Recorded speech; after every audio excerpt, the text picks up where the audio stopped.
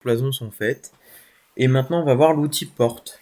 Donc, l'outil porte, tout simplement, donc encore une fois, dans la fenêtre de conception, porte.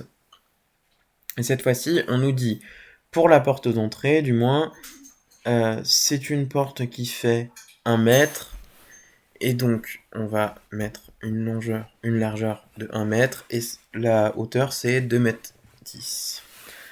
Donc, pour la mesure, t'inquiète pas, ça, je pense que je te l'expliquerai en vrai, enfin en cours la semaine prochaine, parce que c'est un peu plus compliqué à expliquer en vidéo, surtout sans montrer. Donc ensuite, la position le long du mur. Donc ça, c'est très important, c'est décalage centre. En gros, t'as soit sans contrainte, soit décalage centre. Décalage centre, c'est par exemple, ça part du centre, et c'est mieux. Genre, ça te positionne ta fenêtre directement sur ta cloison. En revanche, si tu dis sans contrainte, c'est un peu comme s'il n'y avait pas l'accroche à la grille, par exemple. Tu peux pas t'accrocher, c'est un peu à la one again. Donc, le décalage automatique, donc c'est là, donc tu viens mettre 0,1 comme c'est demandé. Donc, on va venir sélectionner le mur sur lequel on veut positionner notre fenêtre, et hop, on vient juste simplement positionner notre porte, pardon. Donc là, je me suis trompé de mur. Donc on va réutiliser l'outil porte, on sélectionne celui-là, et on voit bien que c'est à 0,7. Donc j'ai demandé 1.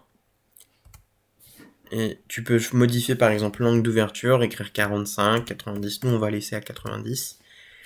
Et donc ici, comme on a dit, par exemple, hop, tu as ta porte, pardon. Tu peux changer l'orientation de ta porte. Tu t'es trompé, c'est pas grave, hop, je change. Hop, je change. Donc voilà. Donc l'idéal avant, c'est quand même de créer un calque porte. Encore. Hop. Hop. Porte. Ah, il est déjà créé. Donc oui, aussi il faut savoir, dès que ça te crée un mur ou une porte, ça te crée un calque à mur, à porte. Mais c'est pas forcément bien de les garder.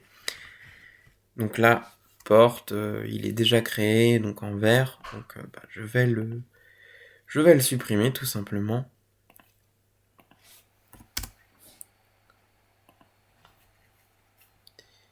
J'avais pas fait attention.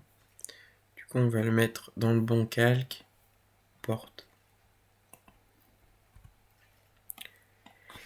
Donc voilà, et ensuite, il n'y a plus qu'à créer toutes tes autres portes. Donc je vais faire celle à 80, donc ici 0,8.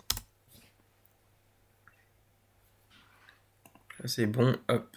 On va sélectionner ce mur-là. Et là, 0,8, toc, tu as une autre porte. On va faire celle à 0,9. Je le mets sur le bon calque. Hop. Une autre porte, cette fois-ci à 90. Donc 0,9. Là, je crois rien ne change. Donc tout est bon. Tu vas venir sélectionner ici le bord. Ici, le bord. Pareil pour ici. Ici, on va venir sélectionner le bord. Ici, pareil, le bord pour avoir un bord au bon écart. Et voilà. Ah, j'ai oublié une cloison là, du coup. Mais bon. Et du coup, tu sais mettre des portes.